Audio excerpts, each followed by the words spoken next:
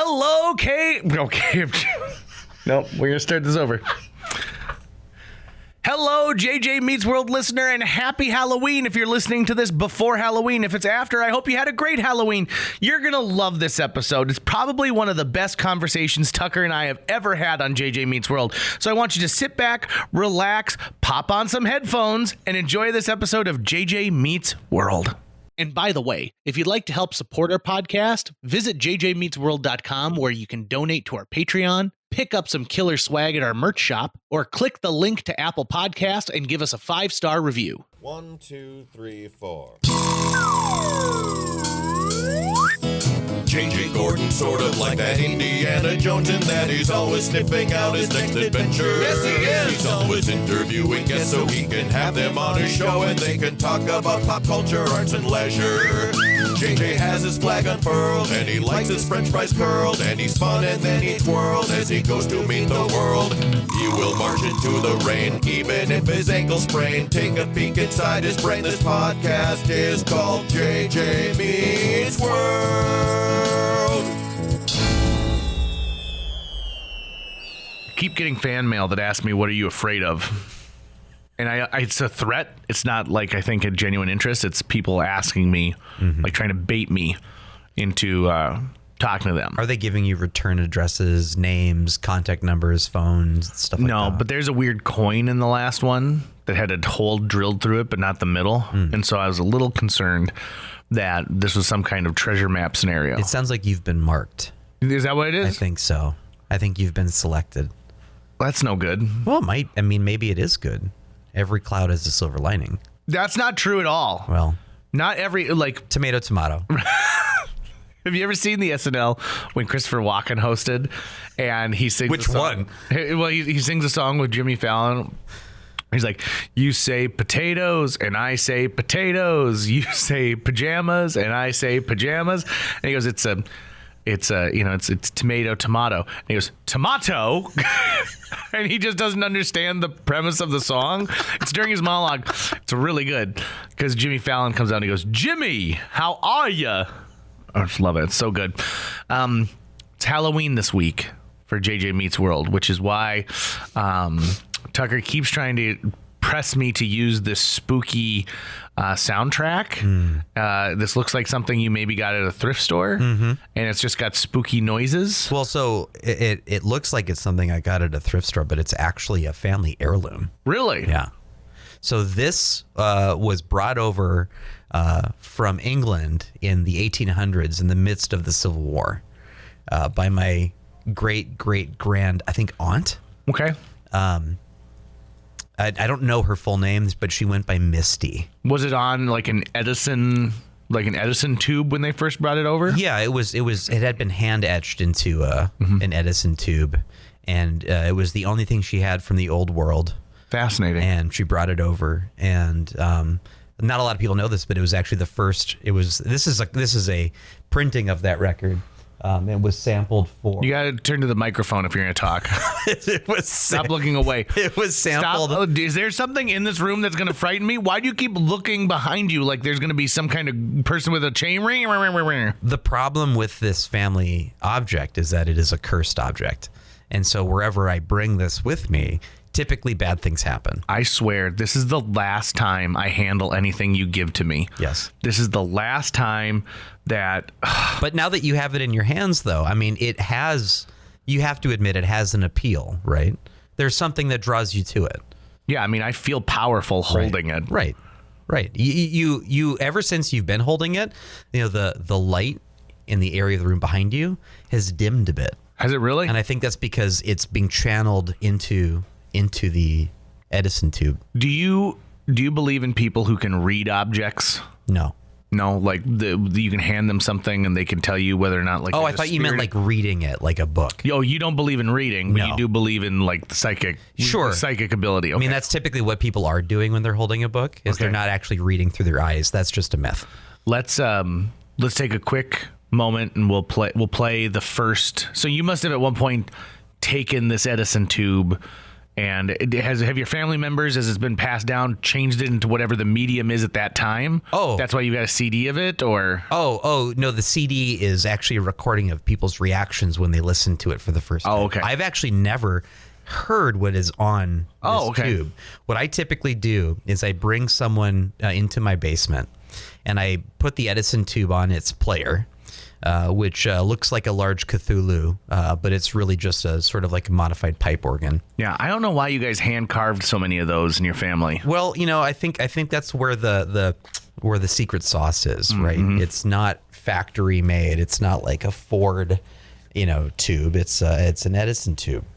And what I typically do then is I strap the person. I put headphones on them. And then they listen to the infernal sounds that have been trapped on the Edison tube.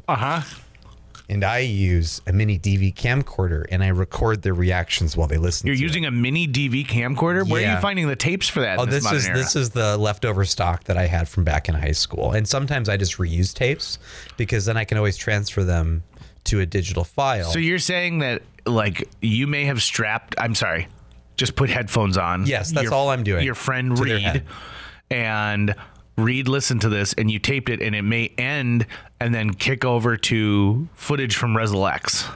No, there's no Relic footage in there that I'm aware of because that's absurd, JJ. How would my great aunt in the 1800s I'm saying bring footage from the old world? I'm saying when you are taping them on mini DV tapes that you're reusing, these mini DV tapes will not only include you strapping your friend, putting headphones on your friends and at their head.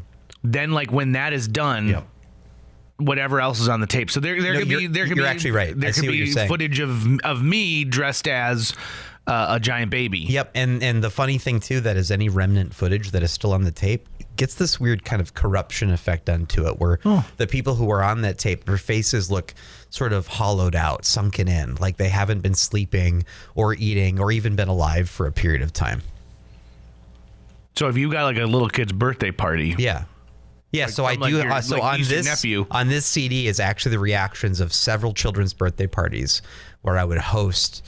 I would put an ad in the paper that said, "You paid for advertising in the local paper." What I would do is here's how it works. I put an ad in the paper, advertising children's birthday party services. But it has to happen at my house. So you're not only the entertainment, but the venue. The venue. You are Chuck E. Cheese, Charles Entertainment Cheese. Yep. So instead of owning a bunch of stuff that I have to transport and reinflate and deflate, like the bounce houses and stuff, I just say, come over to my house. It's all set up right here. Kids only. Parents are not allowed. And I would assume so. Yep. And so then I bring them all to my basement. And I put headphones on all of them, like real tight so they can't take them off. And then I record them listening to the infernal sounds of my family's Edison tube. I have a couple of just quick questions, okay? Number one, did you charge for this service? I pay them. I pay the parents. Oh, okay. Well, what parent wouldn't want you to host their kid's fifth birthday party? Especially because I pay in silver bullion. Oh, really? Yeah, untraceable. Oh, yeah? Now, do you have any of that bullion? Because I'd also like to hold that, because a lot of times money, especially that type of currency, can have some residual haunting on it. I don't have any on me. But if you want to come over into my basement, I actually have a bunch of silver bullion down there. Listen. And you could come down there and you could pick which one is for you. Whichever one speaks to me. Whichever one you want. Do you keep them in a teal tub? No, they are actually propping up the Cthulhu device that plays the infernal sounds from the Edison tube that my family brought over from the old world in the 1800s during the Civil War. My second question is, and this is just purely logistics, but if you've been doing this for a while and you're... my family's been doing this for a while. Well, I was saying, like your birthday party version, where you're you're putting headphones on kids. On their heads. What kind of... Real tight. What kind of hi-fi system do you have that has that many plug-in sources. It's interesting because the dimensionality of the infernal sounds changes by who the listener is, apparently. Oh, really? And that's judging by their screams and moans that I've recorded on my mini DVD. So it's reacting to it then. Yeah, I think it's almost a living document. So it's less of a recording, like on a cylinder that you listen to, and more of a portal to the subterranean layer of a dark dreadlord from ancient times. You know, why do all of these spirits and beasts dwell underground? It's a matter of taste, really. Is that all it I think is? so. It's somewhat cultural. It's the kinds of remnants of spirits that seem to last good long time. They're really drawn to the center of the earth. So the better the ghost, the further down into the earth they go, which is why the bad ghosts are all up here with us, because the good ones, they go down. let me get back to your advertising in a newspaper, because I think of all the things you told me today, that's the most questionable. And this is the reason why. You're still engaging in this? Yes. It depends on the shape of the moon, but yes. Are you still advertising in the newspaper, because they're only printing it 3 days a week? I do not have an advert out at this moment. So are you using social media instead? Have you swapped over? I am entirely print. Entirely print. Entirely in print. I'm surprised you're not putting this on community bulletin boards. I think that if you were to print it off onto a recipe card and put it up in, I don't know, like the YMCA's front foyer, I think you'd find a good amount of people, because Tucker, this has been a problem since our friendship began, which is you tend to forget the lower classes. That's true. I'm very classist. You are. And by advertising only in the newspaper, not everyone can afford a newspaper. This isn't the old days of little Jimmy McBean, extra reads all about it. Right. Tucker Lucas makes film. When I'm having my nightly conversation with the spectral bride that lives in my bathroom. We all know about Sheila. What she typically says is that this has been true since the 1600s, when I was burned at the stake as a witch. If it ain't broke, don't fix it, right? Yeah. And the newspaper is working. We're getting a steady stream of birthday parties of young boys and girls, typically between the ages of 8 and 11. And I mean, that's a good 10 people per pop. What's minimum. the oldest you'd go? Well, I mean, there isn't an age limit, really. It's just So if I contacted you for my 42nd birthday, it's more difficult to get 10 40-year-olds into my basement at one time. They ask a lot of questions versus like 40 10-year-olds. Yeah, exactly. I think Tesla discovered that. Yeah. Oh, absolutely. A lot of what I'm doing, it's definitely, I'm standing on the shoulders of giants. So it's the foundations of other people's work, and the infernal machine, and me, and witchcraft. Okay. Are you aware that there is a pending lawsuit? I've been contacted because they said they can't. Apparently, your house doesn't accept mail anymore, and I've been contacted as some kind of next of kin. I must be on some sort of like For me? Yeah, and they've been emailing the JJ Meets World Studios. They sent physical mail. A sheriff recently dropped this off, but it's from the creators of the hit film series Paranormal Activity. Oh, you know what? And they say that you are infringing on their intellectual property. So I know what the confusion is here. I understand a long time ago, I switched my mode of communication from being entirely within newspaper advertisements. So if you'd like to get a hold of me, all you need to do is call up the office of the Fargo Forum here in downtown Fargo and buy at least a quarter-page ad. Black and white is fine. Calling attention Good God, to a me. quarter page? That's fine. That's I don't want you to have to spend too much money. That's so expensive to And buy a then quarter page. you leave a message for me that requires a cipher to decode, Okay. and myself and the spectral bride who lives in my bathroom, we'll get to work on it. And once we get your message, we can talk. You can come over into my basement. You can be strapped in. I could have some headphones on, and you can listen. You can listen to the beautiful dread screaming of mercilessly trapped souls within the infernal device, played by my Cthulhu organ. I want to pivot just slightly here, right? And I'd like to talk about the fact that your mattress also has a portal to hell in it. Yes. And that's interesting because you had my mattress for a long time. Yes. In fact, you had the base, the box spring, and the mattress Yep. for my bed for quite a while. Yep. And I did not know that you were interested in a portal directly to hell in your mattress. Yep. I would not have lent you that bed if I had known that that was something you were looking for. Sure. Well, it's really easy if you ever find yourself in that situation. Beds by Design. Just call them up. And they do that as they'll do it right there. You can watch them add the portal to hell to your bed. They also have great beanbag chairs, Yes, but they're they not do. beans. They're like filled with the same foam that they put in the mattresses. Yep. And they scream when you sit in them. Which is really nice. I mean, it really does make it feel less lonely when you a can get something to scream. And at the same time, it is a seasonal flavor. So I think when you're in springtime, you want to put those out in the garage.